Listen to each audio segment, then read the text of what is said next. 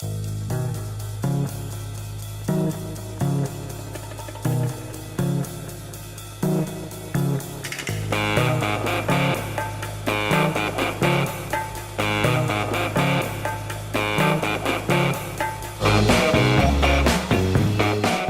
Hull was born in Peoria, Illinois. His father worked for Caterpillar and traveled back and forth from the prairie town of Mason City.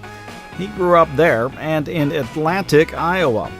It was the second childhood home that he says introduced him to farm broadcasting. I grew up in an area where when you turned the radio on in the morning, you could hear some unbelievable farm broadcasting.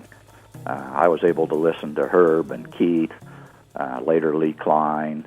At KMA in Shenandoah, I was able to listen to Jack Gowing and Warren Nielsen. At noontime, I could listen to Arnold Peterson and see him on television from Omaha.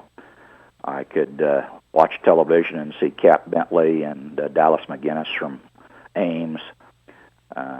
So I was spoiled from that standpoint that I was surrounded by these tremendous personalities. Personalities he wanted to be like, and as luck would have it, Rich Hull in high school dated a girl whose dad owned the local radio station. He married her in 1964, and Sharon paid most of his way through Iowa State University. It didn't hurt that he won the WMT Chuck Wooster Scholarship. Rich worked in the ag department at WOI Ames, Iowa during those college years. From Iowa State, he traveled to Penn State and worked in the Ag Extension Communications Department. He wanted to be a commercial farm broadcaster, but there weren't any openings. That didn't stop him. Hull went to the regional NAFB meeting in Washington, D.C. And I put out the word at that meeting that I was still interested in commercial radio, and lo and behold, Jack Crowner came up to me one evening and said, how would you like to move to Louisville, Kentucky? And that is exactly what Rich Hull did. He joined Jack Crowner at WAVE-TV in Louisville, Kentucky. In 1971, he moved to WFRV-TV, Green Bay, Wisconsin. He was elected vice president of NAFB's Northeast region in 1972. In 73, Rich and his wife moved to WIBW in Topeka, Kansas. He followed the big shoes of George Logan there, and Rich still considers his 6 years at WIBW to be the capstone of his professional career.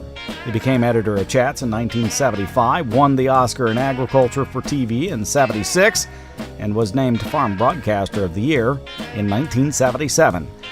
Rich Hull was elected NAFB president for 1978, and it was during that year that he led the membership in a media conference at the White House with President Jimmy Carter. Hull wasn't done yet. He then started the Kansas Ag Network and hired Ken Root to work for him. He says because he needed somebody who was better than he to make the fledgling operation fly. Root joined him again, along with another Kansas Ag Network alum, Mark Vail, to start the AgriTalk Network. Rich was in charge of marketing. WJBC in Bloomington, Illinois, wasn't interested. The Whip in Farmer City said no.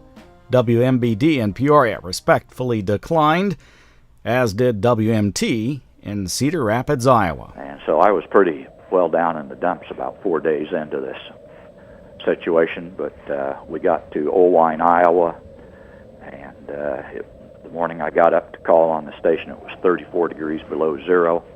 Went over and met with the station manager, and he said, this sounds like this thing is good, it's going to run, it's going to be good, it's going to be important to our audience and to farm audiences across the Midwest. He says, sign me up. Rich was out 10 days on that trip, and by the time AgriTalk went on the air, there were 119 affiliates. Rich Hull held every office in the NAFB. He and Sharon are now retired in Arizona, and he still serves our association on the foundation board and is responsible for working with toy tractor maker Joe Ertl.